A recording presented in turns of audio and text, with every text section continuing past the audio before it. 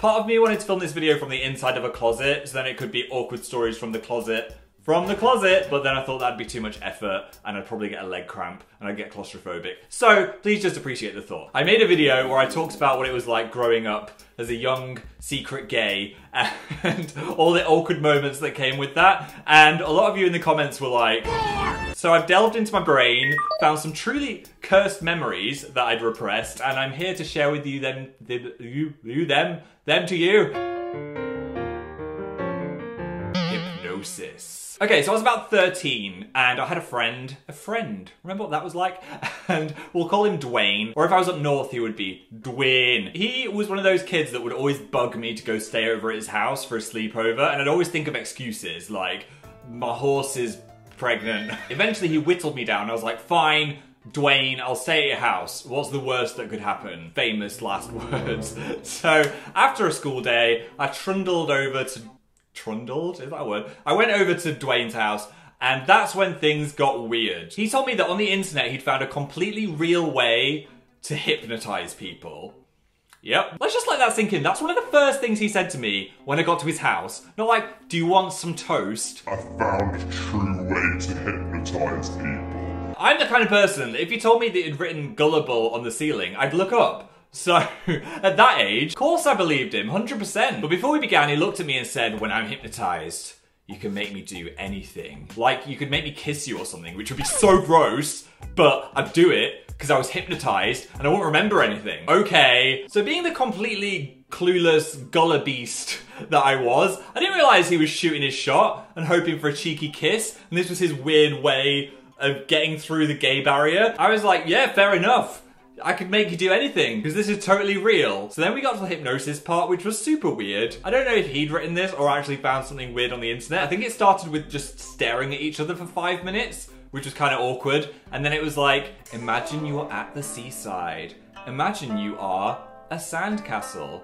Imagine you are a sand. So Dwayne, great actor actually, started to go a bit cross-eyed, like, oh, Phil, I think it might be working. And then after a few more sandcastle-y words, he just stood in the middle of his bedroom with his eyes closed, pretending to be hypnotized, like, in his head probably thinking, this is the moment, I'm gonna get my kiss. And I said, be a sheep. Yep.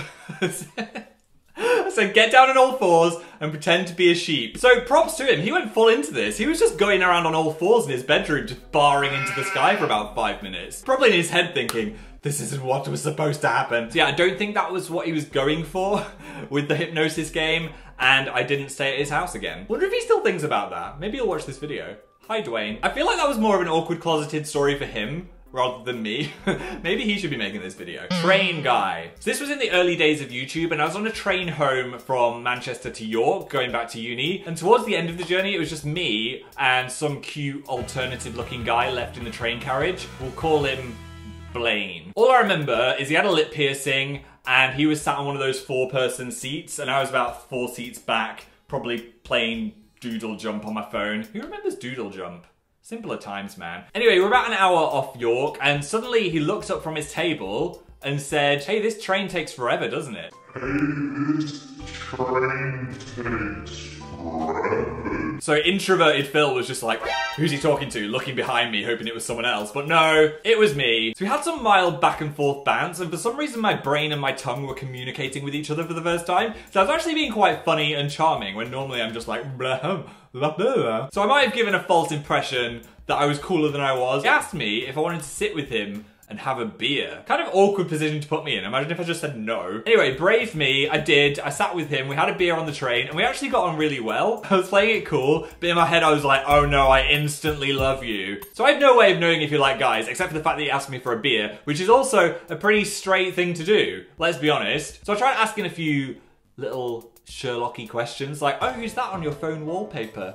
Is it your girlfriend? And he'd be like, no, just a friend. Give me something, Blaine. I didn't figure it out, because you shouldn't just ask about someone's sexuality, so I figured I'd have one little Sherlocky question and then just let it go. We had a nice ambiguous train ride, and then during the conversation I found out that he lived 5 doors down from my university house. What kind of fan fiction realm had I entered? Why was this all going so perfectly? Then, even more insane, he suggested we share a taxi back. to university. Side note, he could have been a serial killer, but I figured the taxi driver would protect me. Anyway, we sat close together in the taxi, having more bants. Obviously, in my head, I was still like, I love you. I'm spending the rest of my life with you. Still, didn't get any closer to finding out. But then we pulled up to our street, and plot twist, before we got out of the cab, he said, hey, so can I have your number then? What? Did he actually say that, or had I drifted off into some weird fantasy universe? But no, he'd asked for my number. It was happening. Do straight bros swap numbers after a taxi ride with a stranger? I don't know. Maybe. They might just want a new friend. So I got home and did probably one of the bravest things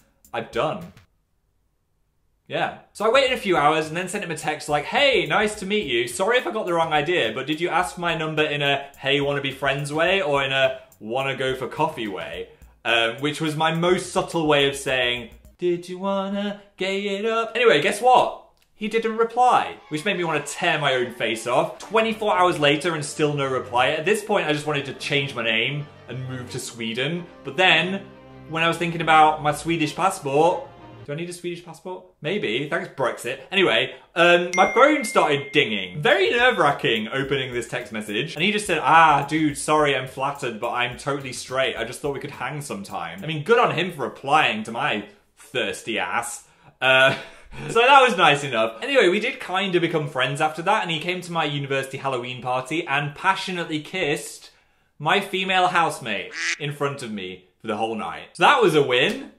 For her, Mystery Messenger. This one was a bit weird. I mean, not that the hypnosis one was totally normal, but this was weird in a different way. So towards the end of uni, when I was in my third year, someone added me. I think it was on either MSN or Facebook, I can't remember, but it was a blank account and it just had a name like York Lad 27 or something. So I got a message that just said, hey, I was wondering if you like guys. I was a bit confused, because firstly, I didn't know how they added me, and secondly, it sounded like a catfish or a bot or a catfish bot. So I was super suspicious, but I was also bored. So we chatted for about half an hour until he revealed that he went to my uni. Gay alarm ringing. What does a gay alarm sound like? Maybe the Buffy theme? I swear anyone that watched Buffy was at least 1% gay. He went to my uni. Well, according to him, he could have been anyone. He could have been some 97-year-old creepston speaking from a moon base, but still, it piqued my interest. He said, I don't want to meet up, I just want to talk on here. I was confused. Why would this random at university add me, say they don't want to remove their face, they don't want to reveal their face, they just want to talk on here. Also, he seemed nice enough in the messages, but it also gave me a paranoid, weird vibe when I was walking around campus. Like, what if he was watching me messily eat a Greggs sausage roll at 9 AM in a lecture? That's not sexy to anyone. Well, maybe someone. I mean, everyone's into something. So I thought, you know what? I'm not going to talk to this person anymore. I'm just going to block them. But then